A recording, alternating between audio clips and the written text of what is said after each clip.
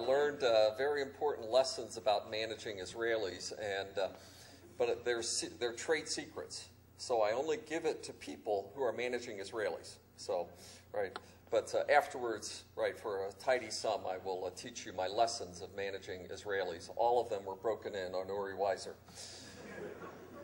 So it is a pleasure to be here today. I want to give somewhat a different talk than some of the other talks, really about innovation itself. I think I'm closing in on my 50th visit to Israel.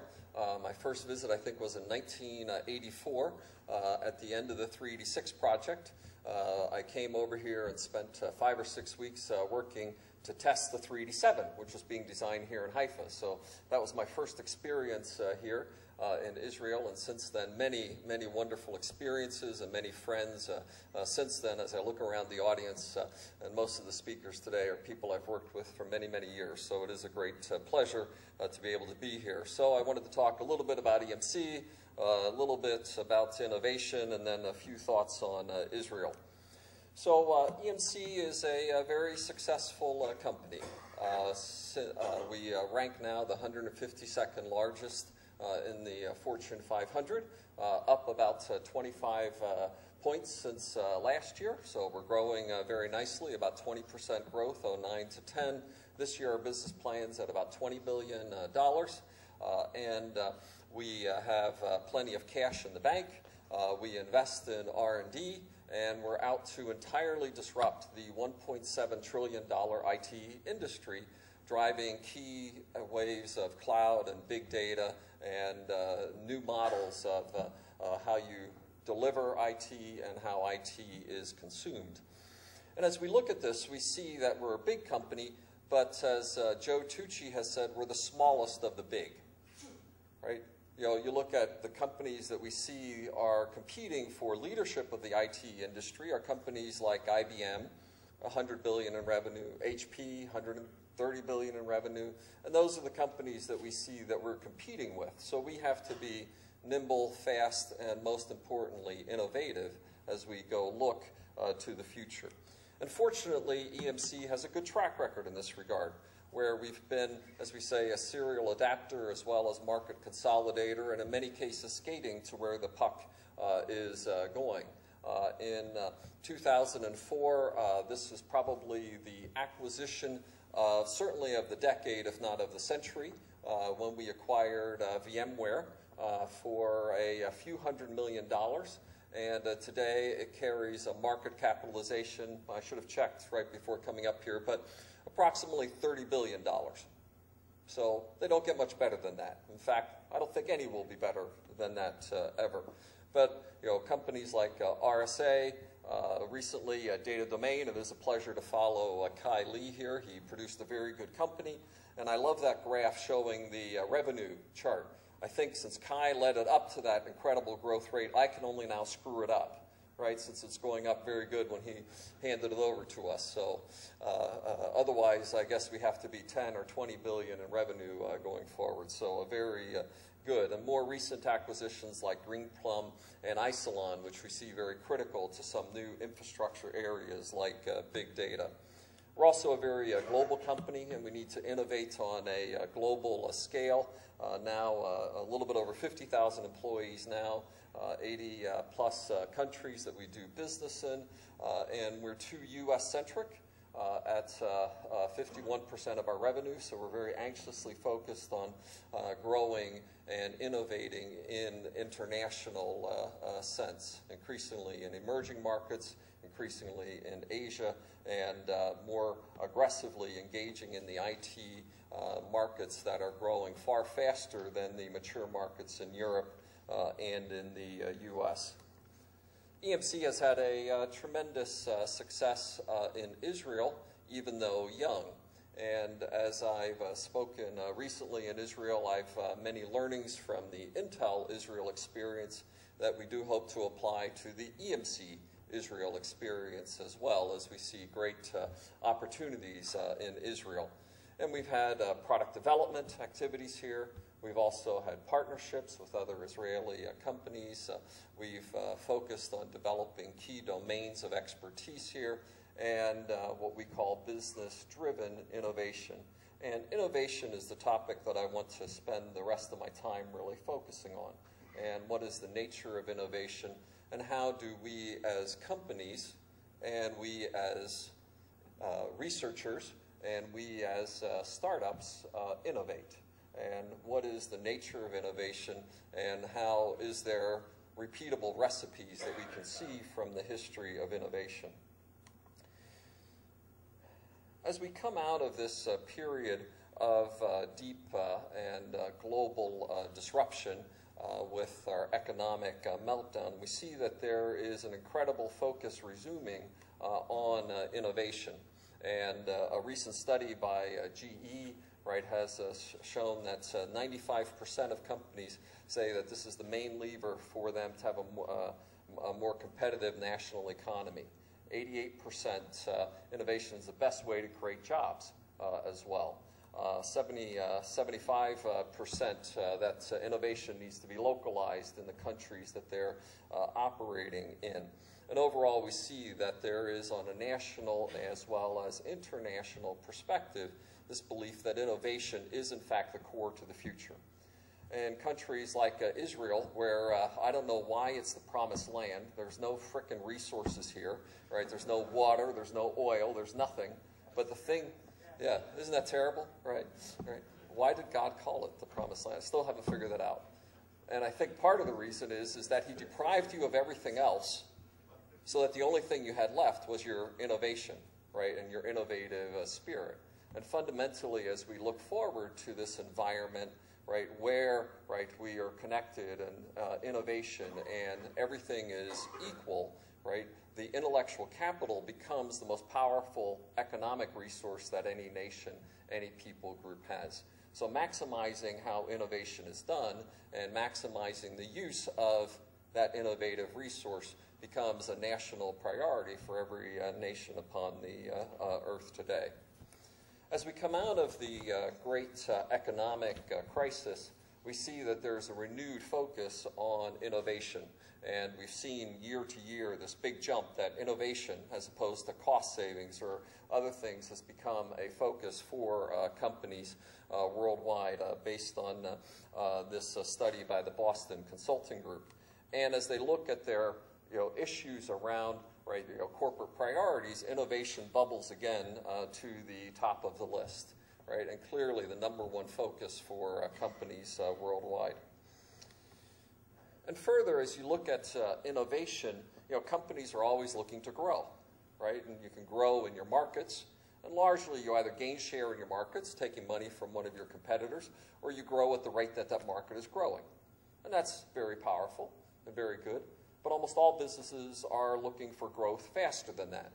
And they look at adjacencies, right? And innovation is a critical element of adjacencies. I have to go into a new market, an adjacent market, with a new idea, something that differentiates me from the players already in that market.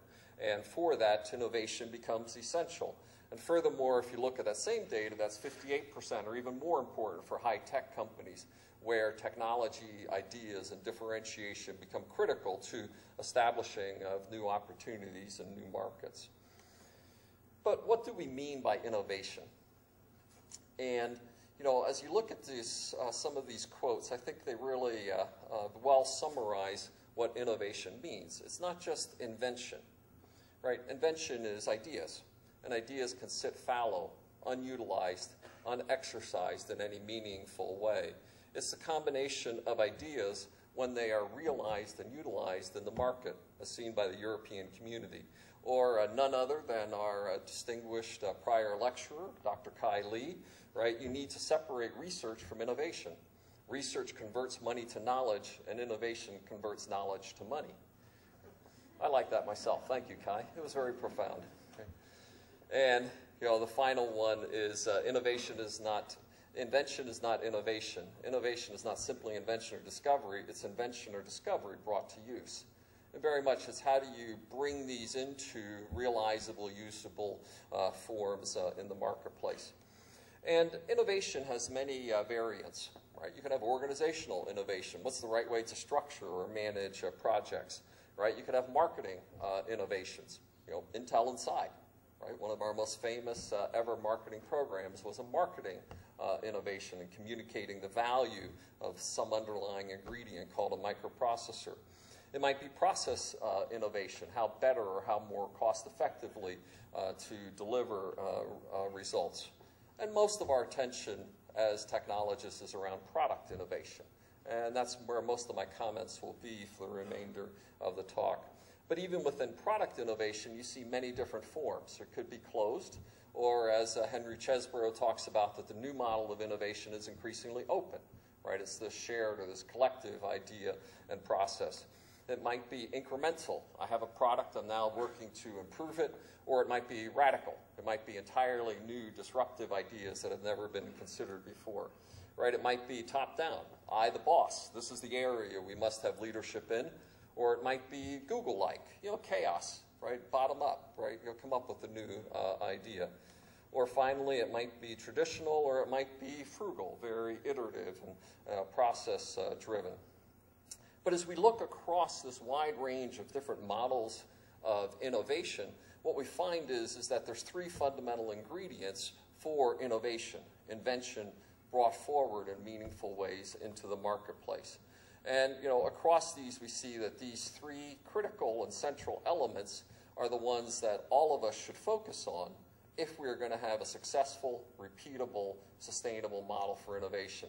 And we call this the golden triangle of innovation, how we tie together, right, universities, right, core research, new ideas, people, students, venture, the formation of capital, early market seeds, bringing ideas into some nascent commercialization, and finally industry that can scale, reach, and broaden, right, and provide resources. And we call this the golden triangle of innovation because we think fundamentally companies, right, industries and universities that are going to be successful in innovation will master the utilization of all three legs. And in the remainder of the talk, we'll give some examples of our experiences of different legs, right, and different models of what's been successful against this golden triangle of innovation. But before diving into the specific models and examples, it's also interesting, and this is based on an MIT study, that actually shows that one of the most critical elements is how knowledge gets transferred. And there are many, many techniques for knowledge transfer. It might be patents and publications, consultation, hiring the students, collaborative research, etc. But as you look at these different elements, what stands out very profoundly is what we'll term tacit knowledge transfer, e.g. that the formal methods, a formal paper or a formal patent, right, ends up being the least interesting. That, as you look at the data here, that's 25%, right? But the 75% is this implicit or tacit knowledge transfer that occurs. And thus, as we look at affecting the golden triangle, what's critical is, in fact, these tacit methods of knowledge transfer. And in absence of those, many ideas, many innovations or many inventions sit fallow. And innovation is largely seen in this tacit knowledge transfer that occurs. And we'll focus on this as we go through some of the specific examples that we'll look at. So if we look then at this tacit knowledge transfer process, right, and the methods used between the different points of the triangle, and from university to venture, it might be in university spin-outs, or it might be in incubation or IP licensing, might be some of the means that occur for a university to transfer tacit knowledge into a venture. From venture to industry, it might be through acquisition and maintaining of the management team, the leadership team as part of that, or corporate participating in that through venture capital. Or for a university to industry, it might be in collaboration, right, and other consultation or hiring of key students or faculty in that process. And as we see, right, this model being successful over many examples, focusing on these tacit knowledge transfer mechanisms becomes the heart of successful innovation. So some specific examples that would look at specifically in our corporate experience.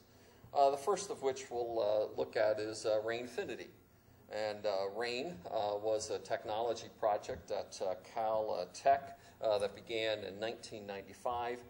It went the traditional route of venture formation by VCs, right? And with this relationship, the key founders, the inventors of the ideas, and one of these, Charles Fan, remains a critical member of our research and advanced development team at EMC to this day. Right, and these inventors carry forward with passion these core ideas for this idea of file replication and the ability to handle and optimize file environments. VCs played a critical role at building a management team. And for those of you who know Charles, right, he's not necessarily a business manager, right? He's a manager of ideas and projects and engineers. And also brought forward critical market knowledge for this to be successful as this was started up. And today, this was acquired by EMC in 2005.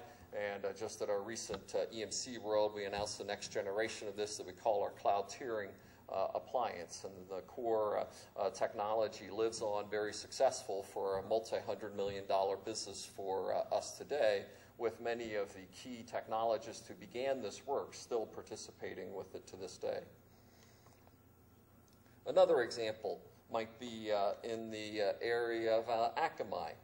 And Akamai was very interesting because the Akamai core technology, the content delivery network technology, was actually an internal research project that had no desire, right, to be spun out or venture created.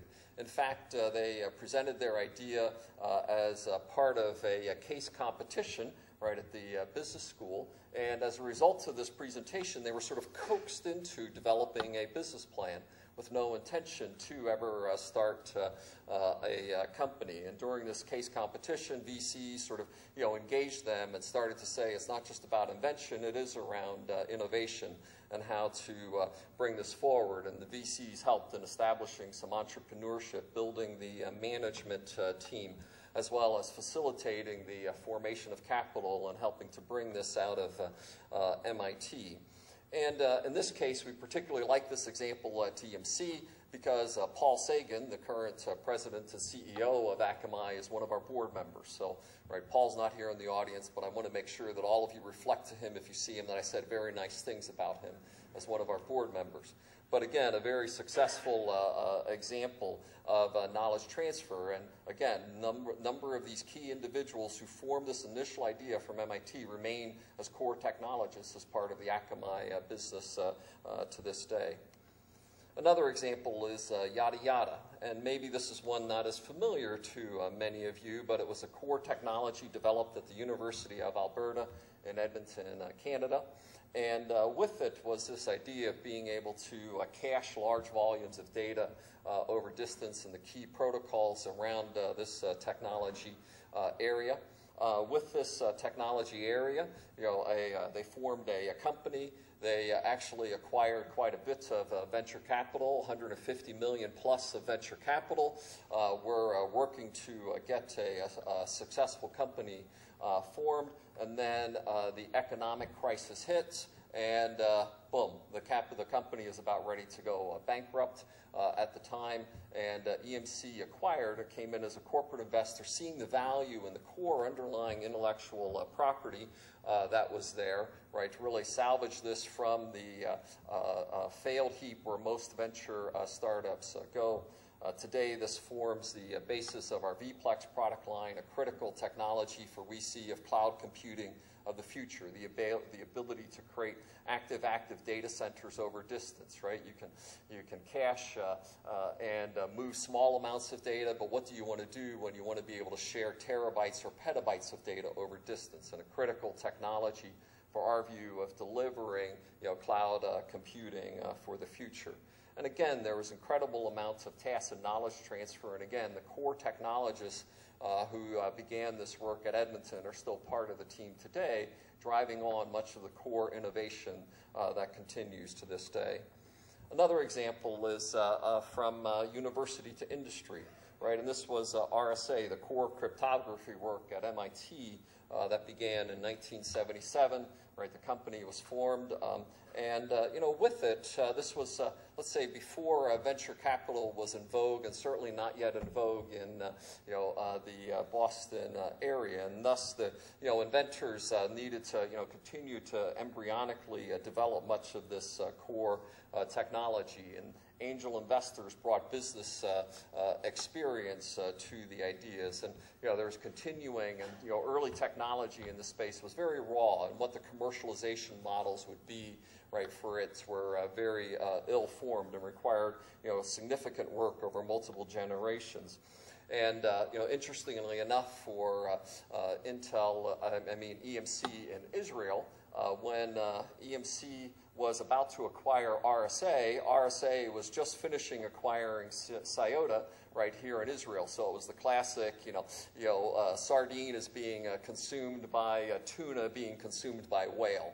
So today we're very delighted as the RSA team here in Israel is one of our most critical research teams in the area of security.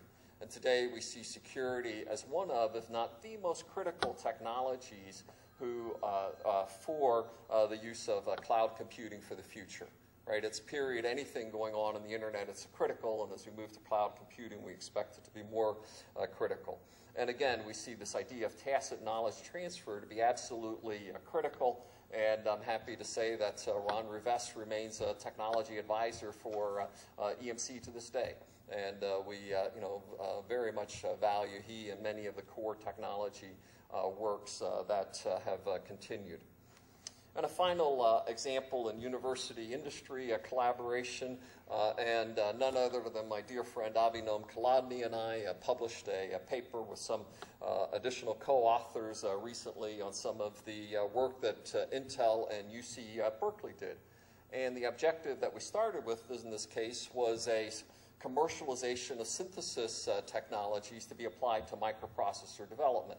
Something that at this point in time today we look at as very mundane, and at the time where we were first trying to do this, this was radical and unexpected, if not seen as impossible. And in collaboration with the University of Berkeley, and as a former cardinal, right, at Stanford, this was very hard for me to be really embracing of our Berkeley counterparts, but we overcame any religious biases, and we engaged them fully, and Alberto San Giovanni Vincentelli, as well as the design team, as well as the CAD team from Avinom and others, were able to forge some of the core technologies and the commercialization, right, of them directly into the synthesis and CAD systems that were used at Intel at the time. And this partnership with UC Berkeley continued on for at least a decade past this initial work that we did as one of, I think, the most productive university to industry collaborations that I'm aware of anywhere in the world. And in all of these cases, we see this idea of industry with university with venture playing a very central role. And as the industry, right, looks to the forward, we see that in a world where there's so much pressure on governments, and governments, by the way, are the #1 funders, right? Some 70% of all university research funding is government-driven on a global basis. And right, as we see so many nation states under such pressure, right, what is drying up, right, is research funding. Right, it's one of the sources that becomes more precious. And we're seeing in response to this, and for companies we see as very incredibly important, is the increasing investment into university research funding. And as seen by the data here, this relationship is increasing globally, 6% or so of funding in the US. In Israel, you're obviously better, right, than the United States in this regard. You're almost at 8%. Right, and I expect that that will remain a critical and increasing aspect going forward. As we look to Israel, right, we see what we like to refer to as the startup nation, and a nation of individuals who are passionate, committed, innovators, and survivors. When I spoke at the conference last year, the startup conference, or what's it called? HTIA, I was just stunned when you looked at the data that Israel is the second largest VC community on the planet, right? That's bigger than China, Germany, France, UK, right? Economies that are just dramatically bigger than Israel. So, just quite stunning. And of course, the per capita then number is, off the charts. And from this legacy of survivors and the strong relation with military and high-tech environments, really a stunning environment in that regard. And world-class universities, I had the pleasure yesterday of opening our Beersheba Center for EMC, which we just announced yesterday, right next to and in partnership with Ben-Gurion University. And we're certainly not suggesting that BGU would be a better university than Technion, but we do think that there is just great centers of innovation across the nation of Israel. And with that, we really see that Israel has the elements of the Golden Triangle here in a very small and closely knit community, right? A very powerful venture activity, right? A deep and strong belief in the need for strong academic institutions, and then finally a focus to business-based innovation.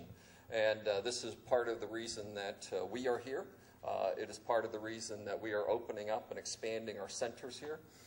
It's part of the reason that we're bringing world-class leaders to our organization here. And we have Dr. Orna Berry, who's just recently taking on the leadership role for us to lead our Israeli COE. And we're delighted with the quality, the reception, and the enthusiasm that we're seeing for the future of EMC in Israel.